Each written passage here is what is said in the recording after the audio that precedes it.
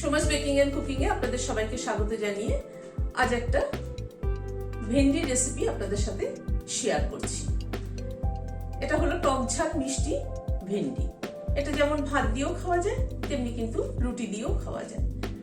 আমাদের কিন্তু রুটির তরকারির কিন্তু একটা ভীষণই সমস্যা হয়। ভাত দেখুন মাছের ঝোল ভাত খেয়ে নেওয়া যায়, কিন্তু রুটির তরকারির একটা খুব সমস্যা হয়।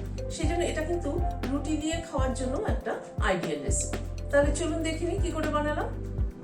এখানে আমি 300 গ্রাম ভেন্ডি ভালো করে ধুয়ে শুকিয়ে নিয়েছি। এবার ভেন্ডিটাকে কেটে নিচ্ছি। ভেন্ডিটাকে একটা ভেন্ডিকে দু অর্ধেক করে কেটে নিচ্ছি। এরকম করে ভেন্ডিগুলোকে কেটে নিচ্ছি।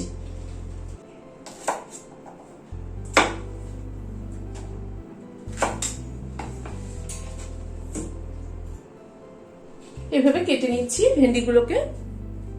ভেন্ডিটাকে কেটে নিলাম। এবার এটাকে সাইডে সরিয়ে রাখছি। এখানে একটা গ্রাইন্ডিং জার নিলাম। 2 চামচ সাদা সর্ষে গ্রাইন্ডিং জারের মধ্যে দিচ্ছি। 2টো কাঁচা লঙ্কা দিয়ে দিলাম। সামান্য একটু নুন দিলাম। দিয়ে পেস্ট করে নিচ্ছি। একটু জল দিয়ে এটা একটা পেস্ট করে নিচ্ছি। গ্যাসে একটা কড়াই বসিয়েছি। সরষের তেল দিচ্ছি। তেলটা হালকা গরম হওয়ার পরে হাফ টিস্পুন কালো জিরে দিলাম। গ্যাসের ফ্লেমটাকে কমিয়ে দিলাম। ফোড়ন কখনো গ্যাসের ফ্লেম বাড়িয়ে দিতে হয় না, তাহলে ফোড়ন পুড়ে যায়, ফোড়নের সুগন্ধটাই থাকে না। এটা যদিও আমি সব ভিডিওতে বলে থাকি, কিন্তু যারা নতুন দেখছেন তাদের জন্য বলা। এখানে 5-6 কোয়া রসুন থেতো করে নিয়েছি, সেটা দিয়ে দিলাম। কালো জিরে আর রসুন ফোড়নে গন্ধটা কিন্তু খুব সুন্দর আসে। এবার ভেন্ডিটা দিয়ে দিচ্ছি।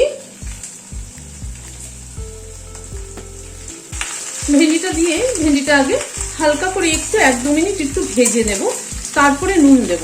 কারণ ভেন্ডি দিয়েই যদি সাথে সাথে নুন দিয়ে দেওয়া হয়, তাহলে হয় কি ভেন্ডির থেকে জল ছাড়ে এবং লোদ লোদ মতো হয়ে যায়, সেটা কিন্তু ভালো লাগে না। সেই জন্য ভেন্ডিটা একটু ভেজে নিয়ে 1-2 মিনিট একটু ভেজে নিয়ে তারপরে নুনটা দিলে সেটা অনেকটা কম হয়।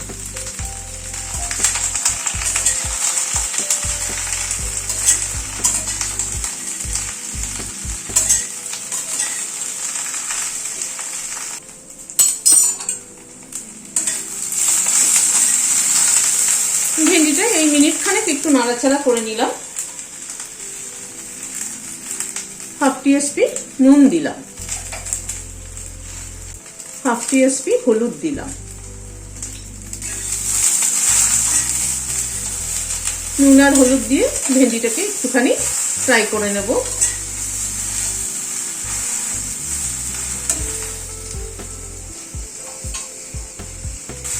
ভেন্ডিটা আবারও 1-2 মিনিট একটু নাড়াচাড়া করে নিলাম। এখানে একটা বড় সাইজের পেঁয়াজ কুচি করে রেখেছি, সেটা দিয়ে দিলাম। পেঁয়াজটাও ভেন্ডির সাথে ভেজে নেব।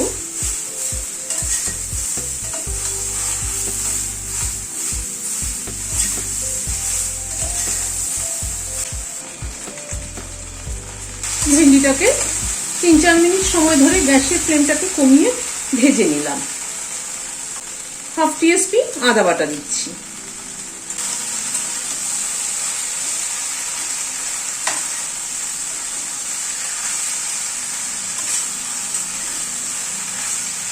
আদা বাটাটা দিয়ে আবার একটুখানি নাড়াচাড়া করে নেব।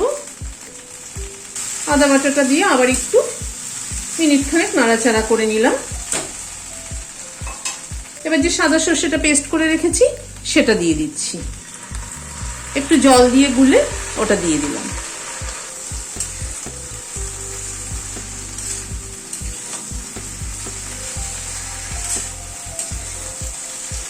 সর্ষেটা দিয়ে জাস্ট একটুখানি 1-2 মিনিট একটুখানি নাড়াচাড়া করে নেব।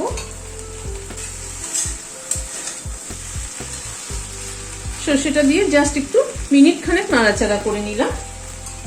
এবার তেঁতুলের পাল্প দিচ্ছি। 2 চামচ, এই 3 চামচ মতো তেঁতুলের পাল্প দিলাম। আর 1 টিস্পুন আখের গুড় দিলাম। বেশ একটু টক টক মিষ্টি মিষ্টি ঝাল ঝাল খেতে কিন্তু এই ভেন্ডি চচ্চড়িটা ভীষণ ভালো লাগে। রুটি বা ভাত সবকিছুর সাথেই কিন্তু ভীষণ ভালো যায়। তেঁতুলের পাল্পটা আমি এমনি তেঁতুলকে ভিজিয়ে রেখেছিলাম, মিনিট 10-15 মতো ভিজিয়ে রেখে তারপরে ওটা থেকে কাঠটা বের করে নিয়েছি।